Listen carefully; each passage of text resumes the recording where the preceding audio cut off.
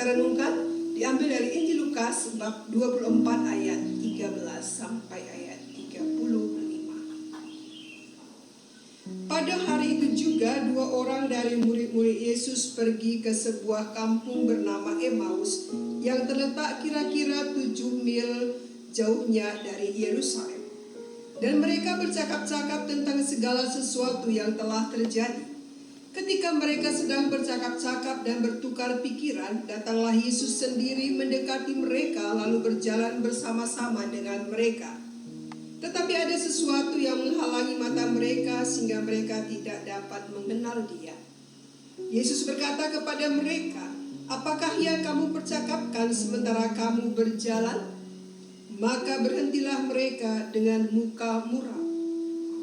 Seorang dari mereka namanya Kleopas menjawabnya, "Adakah engkau satu-satunya orang asing di Yerusalem yang tidak tahu apa yang terjadi di situ pada hari-hari belakangan ini?" Katanya kepada mereka, "Apakah itu?" Jawab mereka, "Apa yang terjadi dengan Yesus orang Nazaret? Dia adalah seorang nabi yang berkuasa dalam pekerjaan dan perkataan di hadapan Allah dan di depan seluruh bangsa kami. Tetapi imam-imam kepala dan pemimpin-pemimpin kami telah menyerahkan Dia untuk dihukum mati dan mereka telah menyalibkannya. Padahal kami dahulu mengharapkan bahwa Dialah yang datang untuk membebaskan bangsa Israel. Tetapi sementara itu telah lewat 3 hari sejak semuanya itu terjadi. Tetapi beberapa perempuan dari kalangan kami telah mengejutkan kami. Pagi-pagi buta mereka telah pergi ke kubur dan tidak menemukan mayatnya. Lalu mereka datang dengan berita bahwa telah kelihatan kepada mereka malaikat-malaikat yang mengatakan bahwa ia hidup. Dan beberapa teman kami telah pergi ke kubur itu dan mendapati bahwa memang benar yang dikatakan perempuan-perempuan itu, tetapi dia tidak mereka lihat.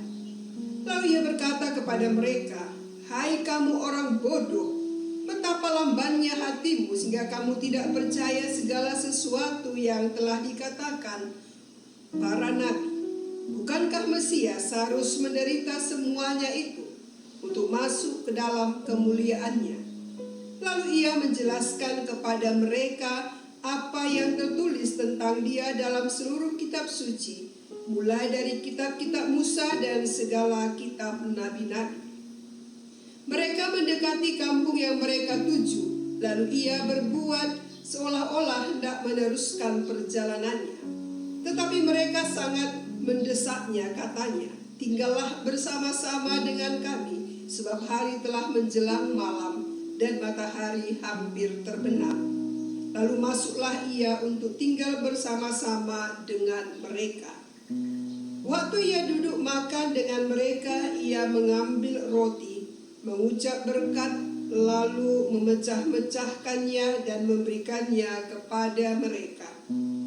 Ketika itu terbukalah mata mereka dan mereka pun mengenal Dia, tetapi ia lenyap dari tengah-tengah mereka. Kata mereka seorang kepada yang lain, "Bukankah hati kita berkobar-kobar ketika ia berbicara dengan kita di tengah jalan dan ketika ia menerangkan kitab suci kepada kita?" Lalu bangunlah mereka dan terus kembali ke Yerusalem. Di situ mereka mendapati ke-11 murid itu. Mereka sedang berkumpul bersama-sama dengan teman-teman mereka. Kata mereka itu, "Sesungguhnya Tuhan telah bangkit dan telah menampakkan diri kepada Simon." Lalu kedua orang itu pun menceritakan apa yang terjadi di tengah jalan dan bagaimana mereka mengenal Dia pada waktu ia memecah-mecahkan roti. Demikianlah sabda Tuhan. Saudara-saudari yang terkasih, tema permenungan kita hari ini adalah Yesus teman seperjalanan kita. Saudara-saudari, ada satu peribahasa yang mengatakan langit tidak selalu cerah, perjalanan hidup pun tidak selalu indah. Kalimat ini mau mengingatkan bahwa perjalanan hidup kita tidak selalu mulus. Ada saja cobaan yang harus dilalui untuk menjadi manusia yang lebih baik, untuk mencapai apa yang kita harapkan. Terkadang kita menemukan kerikil-kerikil, duri-duri tajam yang mengganggu perjalanan kita. Rasa sakit, kesedihan, kesusahan silih berganti kita hadapi dalam perjalanan hidup kita. Tetapi apapun yang ada di hadapan kita tidak berarti kita harus berhenti berjalan lalu menyerah. Perjalanan hidup seberat apapun harus kita hadapi dan lalui. Hari ini disampaikan kepada kita dua murid yang sedang menempuh perjalanan ke Emmaus. Dalam perjalanan menuju Emmaus, mereka begitu asik mempercakapkan apa yang telah terjadi sehingga mereka tidak mengenal Yesus yang hadir berjalan bersama mereka. Perjalanan bersama itu menjadi momen bagi kedua orang itu untuk mengekspresikan situasi batin mereka. Mereka mengalami Yesus sebagai nabi yang berkuasa dalam pekerjaan dan perkataan di hadapan Allah dan di depan seluruh bangsanya. Mereka mengharapkan Yesus yang mereka ikuti akan datang membebaskan Israel.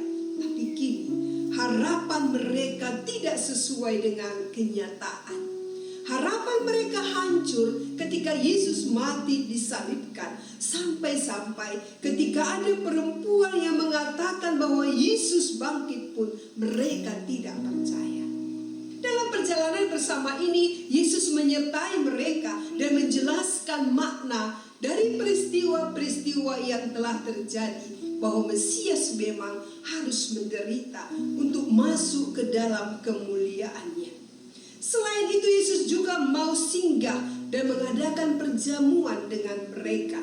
Apa yang diperbuat Yesus akhirnya membuka mata kedua murid itu, dan mereka mengenal bahwa orang yang berjalan bersama mereka menjelaskan kitab suci, memecah roti adalah Yesus sendiri.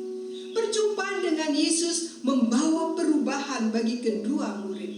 Mereka yang tadinya dipenuhi duka cita dan kekecewaan kini mengalami sukacita dan kekuatan.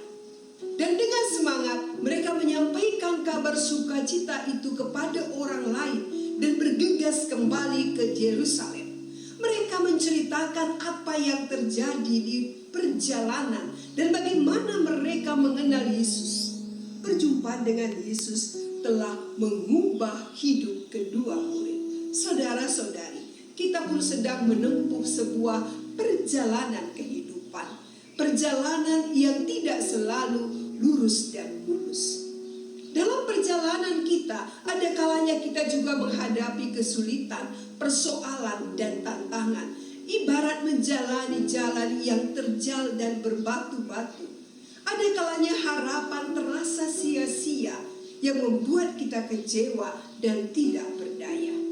Ketika situasi demikian menghampiri kita, kemana kita harus pergi? Mengeluh saja? Marah-marah?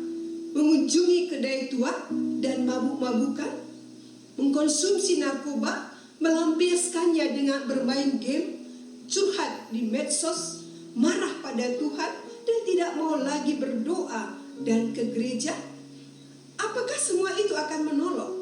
Disadari atau tidak, sering terjadi masalah atau persoalan menghalangi kita untuk menyadari kehadiran Tuhan dalam hidup kita. Kita berseru, "Di mana Engkau Tuhan?" Padahal sesungguhnya Tuhan hadir, tapi mata hati kita tertutup karena kita lebih fokus pada persoalan yang kita hadapi. Dari perjalanan dua murid ke Emmaus, kita disadarkan bahwa Tuhan selalu hadir di tengah kehampaan, kekalutan, ketakutan, kegelisahan, dan kesedihan kita. Ia menghadirkan dirinya di tengah liku-liku perjalanan iman kita melalui banyak orang dan banyak peristiwa. Dalam kesibukan sehari-hari, di tengah aktivitas dan pekerjaan, Tuhan hadir. Namun kita tidak selalu menyadarinya. maka penting bagi kita untuk mau berhenti sejenak dari kesibukan dan pekerjaan kita untuk berbicara dengannya dan mendengarkan sabdanya.